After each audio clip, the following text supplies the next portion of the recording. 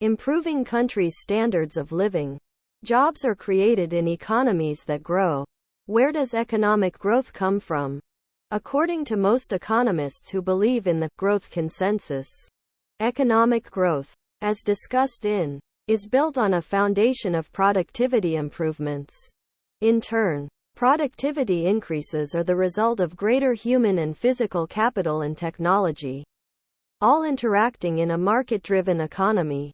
In the pursuit of economic growth, however, some countries and regions start from different levels, as illustrated by the differences in per capita GDP presented earlier in growth policies for the high-income countries.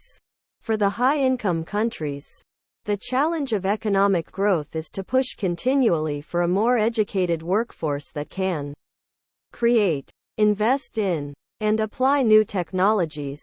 In effect, the goal of their growth-oriented public policy is to shift their aggregate supply curves to the right. Refer to the main public policies targeted at achieving this goal are fiscal policies focused on investment, including investment in human capital, in technology, and in physical plant and equipment.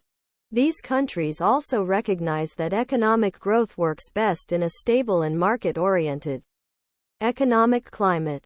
For this reason, they use monetary policy to keep inflation low and stable, and to minimize the risk of exchange rate fluctuations, while also encouraging domestic and international competition. However, early in the second decade of the 2000s, many high-income countries found themselves more focused on the short term than on the long term. The United States, Western Europe, and Japan all experienced a combination of financial crisis and deep recession, and the after effects of the recession, like high unemployment rates, seemed likely to linger for several years. Most of these governments took aggressive, and in some cases controversial, steps to jumpstart their economies by running very large budget deficits as part of expansionary fiscal policy. These countries must adopt a course that combines lower government spending and higher taxes. Similarly, many central banks ran highly expansionary monetary policies, with both near-zero interest rates and unconventional loans and investments. For example, in 2012, Shinzo Abe, see Figure 1, then newly elected Prime Minister of Japan, unveiled a plan to get his country out of its two-decade-long slump in economic growth. It included both fiscal stimulus and an increase in the money supply. The plan was quite successful in the short run. However, according to The Economist, with public debt expected to approach 240% of GDP, as of 2012 it was 226% of GDP. Printing money and public works spending were only short-term solutions. As other chapters discuss, macroeconomics needs to have both a short-run and a long-run focus. The challenge for many of the developed countries in the next few years will be to exit from the short-term policies that were used to correct the 2008-2009 recession.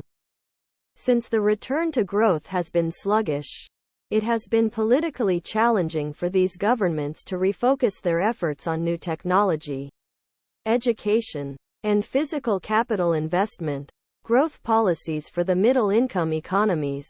The world's great economic success stories in the last few decades began in the 1970s with that group of nations sometimes known as the East Asian Tigers: South Korea, Thailand, Malaysia, Indonesia, and Singapore. The list sometimes includes Hong Kong and Taiwan, although these are often treated under international law as part of China, rather than as separate countries.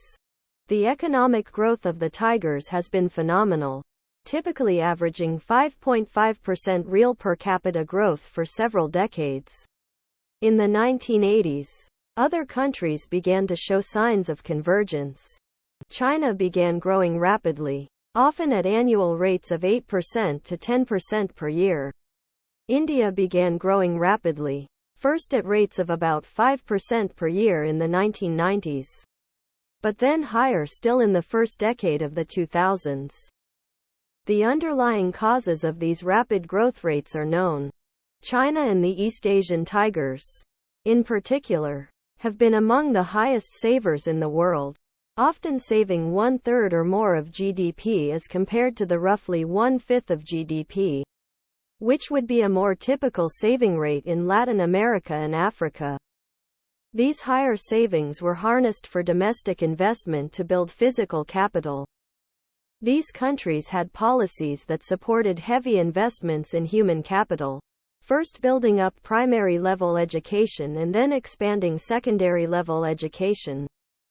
Many focused on encouraging math and science education, which is useful in engineering and business.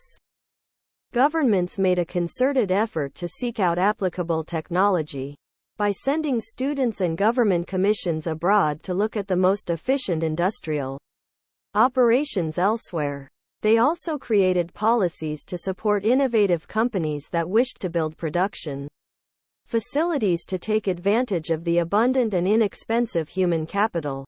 China and India in particular also allowed far greater freedom for market forces, both within their own domestic economies and also in encouraging their firms to participate in world markets. This combination of technology, human capital, and physical capital, combined with the incentives of a market-oriented economic context, proved an extremely powerful stimulant to growth. Challenges faced by these middle-income countries are a legacy of government economic controls that, for political reasons, can be dismantled only slowly over time. In many of them, the banking and financial sector is heavily regulated. Governments have also sometimes selected certain industries to receive low-interest loans or government subsidies. These economies have found that an increased dose of market-oriented incentives for firms and workers has been a critical ingredient in the recipe for faster growth. To learn more about measuring economic growth, read the following Clear It Up feature. What is the Rule of 72? It is worth pausing a moment to marvel at the growth rates of the East Asian tigers. If per capita GDP grows at, say, 6% per year, then you can apply the formula for compound growth rates, that is, 1 plus 0.06. 30, meaning a nation's level of per capita GDP will rise by a multiple of almost 6 over 30 years. Another strategy is to apply the Rule of 72. The Rule of 72 is an approximation to figure out doubling time. The rule number 72 is divided by the annual growth rate to obtain the approximate number of years it will take for income to double. So if we have a 6% growth rate, it will take 72/6, or 12 years, for incomes to double. Using this rule here suggests that a tiger that grows at 6% will double its GDP every 12 years. In contrast, a technological leader, chugging along with per capita growth rates of about 2% per year, would double its income in 36 years. Growth policies for economically challenged countries. Many economically challenged or low-income countries are geographically located in sub-Saharan Africa. Other pockets of low income are found in the former Soviet bloc and in parts of Central America and the Caribbean. There are macroeconomic policies and prescriptions that might alleviate the extreme poverty and low standard of living. However, many of these countries lack the economic and legal stability, along with market-oriented institutions, needed to provide a fertile climate for domestic economic growth and to attract foreign investment. Thus, macroeconomic policies for low-income economies are vastly different from those of the high-income economies. The World Bank has made it a priority to combat poverty and raise overall income levels through 2030.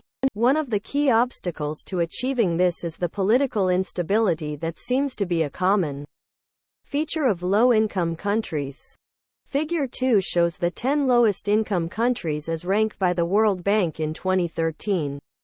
These countries share some common traits, the most significant of which is the recent failures of their governments to provide a legal framework for economic growth. Ethiopia and Eritrea recently ended a long-standing war in 2000. Civil and ethnic wars have plagued countries such as Burundi and Liberia. Command economies, corruption, as well as political factionalism and infighting are commonly adopted elements in these low-income countries. The Democratic Republic of the Congo, often referred to as Congo, is a resource-wealthy country that has not been able to increase its subsistence standard of living. Due to the political environment, low-income countries are at a disadvantage because any incomes received are spent immediately on necessities such as food. People in these countries live on less than $1,035 per year, which is less than $100 per month. Lack of saving means a lack of capital accumulation and a lack of loanable funds for investment in physical and human capital. Recent research by two MIT economists, Abhijit Banerjee and Esther Duflo, has confirmed that the households in these economies are trapped in low incomes because they cannot muster enough investment to push themselves out of poverty. For example, the average citizen of Burundi, the lowest income country, subsists on $150 per year, adjusted to $2,005. According to data collected by the Central Intelligence Agency in its CIA Factbook, as of 2013, 90% of Burundi's population is agrarian, with coffee and tea as the main income-producing crop. Only 1 in 2 children attend school and, as shown in Figure 3, many are not in schools comparable to what is found in developed countries. The CIA Factbook also estimates that 15% of Burundi's population suffers from HIV/AIDS. Political instability has made it difficult for Burundi to make significant headway toward growth, as verified by the electrification of only 2% of households and 42% of its national income coming from foreign aid. Other low-income countries share similar stories. These countries have found it difficult to generate investments for themselves or to find foreign investors willing to put up the money for more than the basic needs. Foreign aid and external investment comprise significant portions of the income in these economies, but are not sufficient to allow for the capital accumulation necessary to invest in physical and human capital. But is foreign aid always a contributor to economic growth? It can be a controversial issue. As the next Clear It Up feature points out, does foreign aid to low-income countries work? According to the Organization of Economic Cooperation and Development, OECD, about $134 billion per year in foreign aid flows from the high-income countries of the world to the low-income ones, relative to the size of their populations or economies. This is not a large amount for either donors or recipients. For low-income countries, aid averages about 1.3% of their GDP. But even this relatively small amount has been highly controversial. Supporters of additional foreign aid point to the extraordinary human suffering in the low and middle-income countries of the world. They see opportunities all across Africa, Asia, and Latin America to set up health clinics and schools. They want to help with the task of building economic infrastructure, clean water, plumbing, electricity, and roads. Supporters of this aid include formal state-sponsored institutions like the United Kingdom's Department for International Development, DFID, or independent non-governmental organizations, NGOs, like CARE International that also receive donor government funds. For example, because of an outbreak of meningitis in Ethiopia in 2010, DFID channeled significant funds to the Ethiopian Ministry of Health to train rural healthcare workers and also for vaccines. These monies help the ministry offset shortfalls in their budget. Opponents of increased aid do not quarrel with the goal of reducing human suffering. but they suggest that foreign aid has often proved a poor tool for advancing that goal. For example, according to an article in the Attaché Journal of International Affairs, the Canadian Foreign Aid Organization, CIDA, provided $100 million to Tanzania to grow wheat. The project did produce wheat, but nomadic pastoralists and other villagers who had lived on the land were driven off 100,000 acres of land to make way for the project. The damage in terms of human rights and lost livelihoods was significant. Villagers were beaten and killed because some refused to leave the land. At times, the unintended collateral damage from foreign aid can be significant. William Easterly, professor of economics at New York University and author of The White Man's Burden, argues that aid is often given for political reasons and ends up doing more harm than good. If the government of a country creates a reasonably stable and market-oriented macroeconomic climate, then foreign investors will be likely to provide funds for many profitable activities. For example, according to The New York Times, Facebook is partnering with multiple organizations in a project called Internet.org to provide access in remote and low-income areas of the world. And Google began its own initiative called Project Loon. Facebook's first forays into providing internet access via mobile phones began in stable, market-oriented countries like India, Brazil, Indonesia, Turkey, and the Philippines. Policymakers are now wiser about the limitations of foreign aid than they were a few decades ago. In targeted and specific cases, especially if foreign aid is channeled to long-term investment projects, foreign aid can have a modest role to play in reducing the extreme levels of deprivation experienced by hundreds of millions of people around the world.